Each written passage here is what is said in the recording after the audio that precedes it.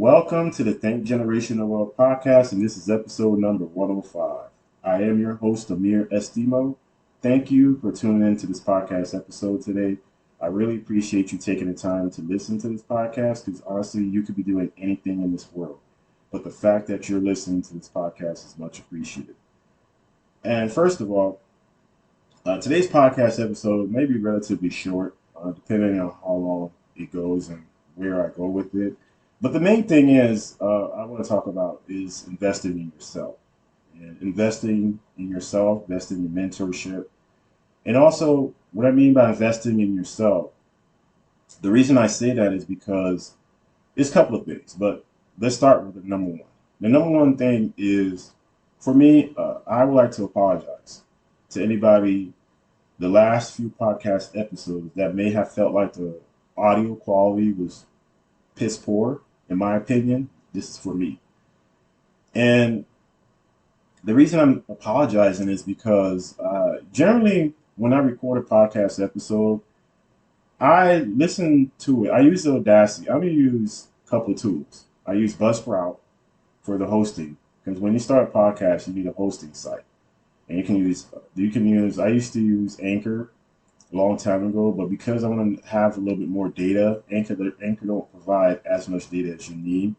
But one thing I will give Anchor credit, I don't know how long has it if they've improved because I haven't used Anchor in a while. And I know they're doing stuff now with video, so you can release a video of Anchor to that nature. But however, what I'm saying is Anchor, what they did was their data was they primary focus looked at retention, whereas Buzzsprout looks at downloads, but you really don't have an in-depth analysis on the downloads. With maybe even if you download an episode, you look at the downloads on Buzzsprout, it doesn't probably give you enough, meaning the retention. So if I drop this podcast, right, we're already 4 minutes and 30 something seconds in, just hypothetically, and you already tuned the podcast out. It may count as a download, but what I really want to focus is now is the retention, meaning that how long are people staying listening to the podcast? Is it the nature of they at 5 minutes they stop listening? So you have to tune your information enough to be like, okay, why are people leaving at this moment, right? And whereas that was good on Anchor side. Buzzsprout focuses more on the downloads. I can see a podcast episode. If it's not downloaded, it tells me, oh, maybe people don't like that content. Maybe because sometimes with podcasts, there's like this lag effect, meaning even though you download a podcast, the podcast still could be receiving downloads even months later, years later. I've had even some of my older podcasts still get downloaded. I'd be shocked. But what I'm getting to is I had to start thinking about the podcast and start thinking maybe it's time to take the production of the podcast to another level. I've probably been able to handle it as much as I can, but maybe it's time to get better production quality because I don't want anybody who listens to this podcast and when they listen to it, it's piss poor quality. Maybe even if you had a very good message, people are going to tune you out because the quality is terrible. I don't know how many podcast episodes I've even turned off because maybe the quality wasn't just there. Now, there's a niche of people that likes that. They don't mind that. They don't mind bad quality. But I'm just talking as far as scalability, you need more help. And that's what I started to realize is, okay, first, if I'm going to do this, I need to invest in my podcast because the podcast is just not an avenue or outlet. I come in here and just talk financial literacy or even having different types of conversation. The podcast is something I really truly enjoy doing. That's why you can see as many podcasts out there, but not all of them are consistent. They die off after a few episodes because they don't realize there's a work to it. That's anything in life. Some people just think that's why I don't mind competition because people just think that if they get in this type of business, it's just going to happen, right? But what you don't realize is No, it doesn't work like that. You're gonna have to put the work in to make it successful. And that's why even when you see celebrities start a podcast, and some of them it just dies off. Some of them they're just starting it based off their name. If I have a certain name, I already have a platform. Me delivering a podcast is the next step, right? But then you realize, oh, it's not that easy. And I've been podcasting 3 years on and off, four, if you want to really count. But one thing I've noticed is even throughout all this time is I always come back to it. For me to come back to the podcast, right, is I want to come back and when I do deliver a podcast, I want it to be a better quality. So for me, it's like it's time to invest in myself, invest in the podcast. And when you invest in yourself, it's not just for that one moment. And folks, don't I know there's a certain mentorship programs and there's a lot of gurus out there, and there is, and I can understand. There's two things that is hard to part with for people. One is their money, and two is their time. That's why, for me, I've had to come to a point and say to myself, if I'm going to take this and scale this podcast and really get this message out, I have to make sure I'm in line. I have to make sure if, because you're not going to go watch a new TV show or even a new anything, and then it's not good. It's piss poor, right? So if it's like that, you're going to tune off. Imagine you can watch your favorite show and then the quality is bad, or let's say the audio is bad, or let's say the video is bad. It That's why you have a lot of these companies. They're able, even streaming, they're able to continue going because they invest in that stuff, whether it's video production, they invest in video quality. They have a team of people doing that stuff, right? And now I'm not to that point. What I'm saying is it's time because if we're going to scale this thing, I can't do it based off the quality. And like I said, sometimes I listen to more so, I use Audacity. And once I record the podcast on Audacity, then I upload it to Buzzsprout, which is the hosting site. So those are only two. I only have three tools I use in this podcasting thing.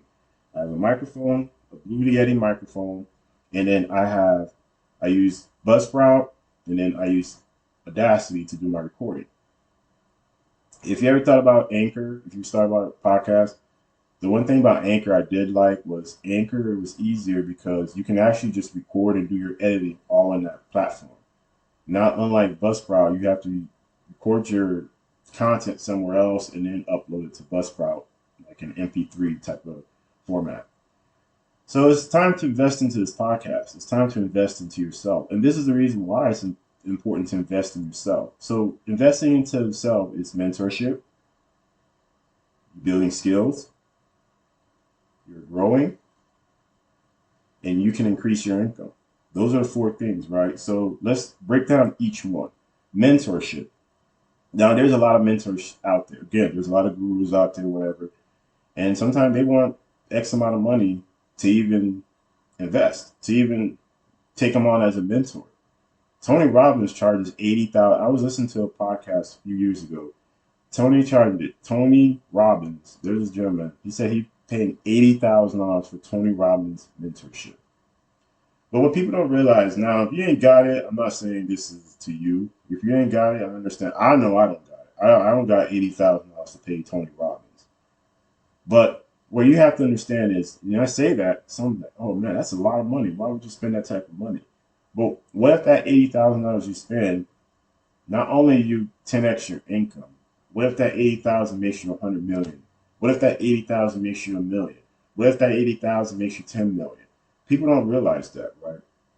So they say, okay, well, you start the podcast and that's it. No, if you're really trying to take this serious, you got to invest. You got to find a mentor, and that's something that I'm still working on myself. Is finding a mentor that's someone that I can work with, that can help me grow. Whether it's maybe my speech, maybe cut down on the knows or like or so's and any of that stuff to make it a better platform. Okay, I've recently done. I've been in Toastmasters for years. I don't know if I shared this on this podcast, but I've always been in Toastmasters, and I've been in Toastmasters for 3 years.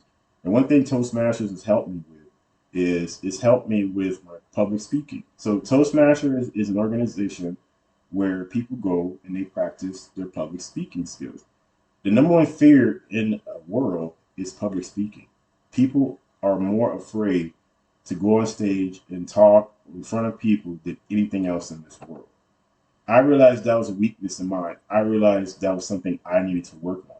So I've been on Toastmasters the last 3 years. That's investing in yourself. That's maybe something you have to do. Because when I come on a podcast, I try to treat it like I'm doing a speech. Because I want to be able to, I don't want to be on come on this podcast, you know what I mean. People who do that, I'm not knocking anybody who does that. But in Toastmasters, those are considered filler words. You know what I mean? Those are not really good speaking. So any of that, they consider those as filler words. So it's better to pause instead of using the filler word, right? So that's investing in yourself.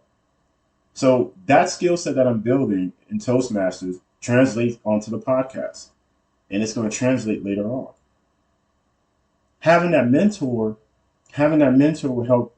Will A mentor will help you. It will help accelerate your learning curve because now you're not going to make the mistakes that the mentor already made because they can already see those mistakes and they can help you say, hey, I already see that. I've done that. It worked. Try it this way. So mentorships is very important because not only that, you don't know who you can come across who has a network that can help you. Okay. So that's reason number one to invest in mentor. Number two, you grow your skills. People don't realize for you $100,000, 6 figures now is like nothing these days. And you say, whoa, that's kind of arrogant or whatever. And it's true. Because 6 figures, think about it. When you get a 6 figure salary, are you really truly making 6 figures? No. Because by the time let's say you make 120, there's at least 30,000 you're gonna get taxed. At least. Could be less. I may be wrong. Now, even if you don't get 30, you're probably gonna get 15. Somewhere around that. So now you think about it, now you went from 120 to now, let's say, give or take 100,000. You're still in the 6 figure range. But how's your lifestyle? What if it takes you $5,000 a month to operate? So you do that now, that's $5,000 a month. You get paid 100,000. Your lifestyle times that by 12, whatever that's 60,000. Guess what? Now you're down to 40,000 a year. And we're not even talking about that extra stuff that may have to come out. So now even people at 6 figures are still have to find other means of income because it's not about people think, yeah, growing a net worth. Growing a net worth is one thing, but it's income. You got to grow your income to grow your net worth. You can't grow your net worth if you don't have income. It just doesn't work. Those two doesn't coincide with each other, right? You got to be able to have the income to be able to grow your net worth. That's what it is. Okay. I didn't mean to say they don't coincide. They do actually coincide with each other. So when you grow your skills, not only you have new skill sets, you are now more valuable. I will tell you guys a story. If you are in any type of manual process business, start thinking of really this. Looking at other ways to not only grow your skill sets, but grow yourself. Because I was part of an automation team probably about 2 or 3 years. I was on this team. And when I started, if everybody knows, I do have a corporate job. So I'm not going to sit here and act like I'm this entrepreneur and I got it all together. No, I don't. I'm still trying to figure it out. I don't even call myself an entrepreneur yet because I'm not, I consider myself, I would like to think I'm an entrepreneur. But what I'm saying is that I don't want to throw that title around because I know being an entrepreneur, there's more to it than just that. Then from that 2 to 3 year range, I was on this team. And when I grew with this team, basically the team was new. It was an infancy and this team organization grew. So we used to do a lot of stuff manually, whether it's pulling data. I'm in IT, folks, by the way. was pulling data from different data sources and just manually following this procedure document to get to the result, right? That we built. But what happened is that as we started to realize, man, a lot of this manual processes is not it's cutting. It's a lot of this manual processes is taking up too much time. So I was part of a team that we ended up automating at least 90% of our portfolio, meaning that whatever data we were dealing, because we used to do a lot of data delivery, meaning pull data, work the data, etc., and deliver it to the end users who's going to use it for whatever type of reporting. And in that regard, it was just too much manual process. So we automated a lot of those processes. So not by the time I left the team, now I'm in process management. By the time I left the team, we ended up migrating 90% of our portfolio to straight up automation.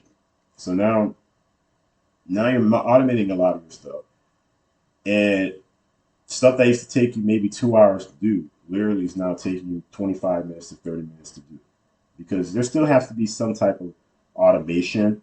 But at the end of the day, what I'm getting to is automation is here. Automation has always been here, but it's only getting better. So can you imagine you going for, and then, man, might I tell you, once that happened, folks, once that happened, they ended up laying off like 30 people. So they ended up laying off like two lines of businesses and migrating it because it was so automated that those people were not even needed anymore. And a couple of people I knew got lost their job. Good thing about IT, it's not a there's not a stain on you if you lose your job because it's the IT industry. You can just go find something. I remember when I lost my job when I had quit my job in retail and I went into IT. I had that fear. It took me a while to realize, you can move on from this. And that's why since I've been on this team, I've been in this organization. I've worked for this company. I've been there almost 6 years now. May will be 6 years. And one thing I can tell you right now is that automation. You think about it as Chat GPT out there. That's just another form of automation. You're probably hearing a lot about Chat GPT. I may do an episode about Chat GPT. And if not, you haven't heard of it, great. If you have, I can help out a little bit. But I think if you really notice, folks, the last two maybe podcasts, if you're able to read the description, you realize that I just used Chat GPT. Chat GPT wrote that whole thing for me. So that's where we're at, folks. So if you're in any type of manual process right now, I would highly advise this really start looking at different skill sets to build, because the manual process, automation is going to get rid of it. I mean, you think about when you used to call somebody, it takes you now, whether it's credit card company, whatever, it takes you literally now 2 to 3 minutes to even get to somebody because you got to press one, press two, who you need to talk to, why is the reason you talk to. And before you even get to somebody, you're either frustrated or you're just like, this is crazy. But that's automation. So, folks, if I'm you right now, start thinking of like really make an effort and really think. If you're in a process driven, if you're in a manual driven position or whatever you're doing, just know automation is going to come and get rid of your job. And I don't mean to say it in the harshest way. It's just because I was part of the team that did that. And that's the reason I'm saying that. And then when you've seen all these new automation tools coming out, it's only a matter of time. And even me right now, it's probably only a matter of time because now I'm in process management, and that's a totally entirely different thing. But even me, that's probably a position that can be automated itself. They brought me onto the team to help automate some of their stuff, but even me, I gotta keep my eye out. Whether it's this, that's why I'm saying when it comes to the podcast, this just can't be something I'm just doing. It's gotta be something I'm passionate about. It gotta be something I'm gonna be consistent about. So first of all, again, I apologize for the quality, audio quality, and also the inconsistency of not recording like I usually do. So I need to get back to that. And I thought about it for a minute, and I was like, you know what? Maybe I should just take a break from the podcast, regroup, come back in the fall. I actually recorded an episode before I actually recorded this. I re-recorded this episode, thinking of that. But for me is, for me to get better, I want to stay true to what I've done this. I enjoy doing this. I will continue doing this. But in the meantime, in the background of things, I'll be looking at a production company that's going to help me with the production. And then number one, and two, mentorship. So now, if you build some skills, you have more skills. Guess what? Your income grows. And it's facts. The more skills you have, the more value to the marketplace, the more the marketplace will pay you. If you're just at lower level number one, the marketplace is not going to be interested in you. If you're not willing to change, the marketplace is not going to be interested in you. So these are things that we as people have to understand, that if you don't make these changes, change number one, invest in a mentor. Change number two, grow some skill sets. Change number three, grow your income. Because those things won't happen if you don't have different skill sets. If you only have one set of skill sets, you're not valuable. So the marketplace is not going to find you valuable. So what you have to understand is that you got to be able to really, really, really invest in yourself. Those 3 points. And then you grow as a person. And you say, well, you grow as a person. Yes, you do. Whether it's mentally you grow, spiritually you grow, physically you grow. Invest in yourself could be you go to work out 5 days, 4 days a week, eat better. You don't eat as much junk food, or not at all. You don't drink as much alcohol, probably not at all. You're not a smoker. Who knows? I'm not here to pick on people who do these things. That's not what I'm about, right? What I'm saying is that's all in totality when it comes to investing in yourself. So for you to and get to that next level, you need to invest. You need to put the time in you. You are your worst enemy or your best critic. You are. No one else is. So I really take the time, these 4 points I really wanted to share with you guys. Again, I apologize for the inconsistency in the podcast. We're gonna take it back. The audio quality, I'm gonna make sure it's better. And I'm going to make sure that that type of audio quality does not get released again. And I'm going to take this even more, because I want to treat whether it's 10 downloads, 20 downloads, 100 downloads, all the same. Because word travels fast. And if you guys get a chance, read this book called Contagious. I can't remember the author's name off the top of the head, but he talks about this, about word of mouth, about that's basically what the premise of the book is about. It's about word of mouth and how word of mouth travels fast. There's company, they don't even spend that much on marketing. It's because they know they have word of mouth. They have a good reputation. How many times, if I were to say Apple, people, oh man, and I rarely ever see Apple. I rarely ever see Apple have a TV commercial. If anything, I don't see it at all. Now, if somebody does, hey, I'm wrong. But I don't see that. And then the reason is because word of mouth. That's how Apple became Apple, right? It's because of word of mouth. I don't see Rolls-Royce, I don't see them on TV with commercials, because number one, it's a niche. There's only selective people that can probably afford Rolls-Royce, number one. And number two, they don't need to. There's no reason for them to go on TV and promote, knowing well that that's not their target audience, number one. And number two, we don't need to do that. Word of mouth.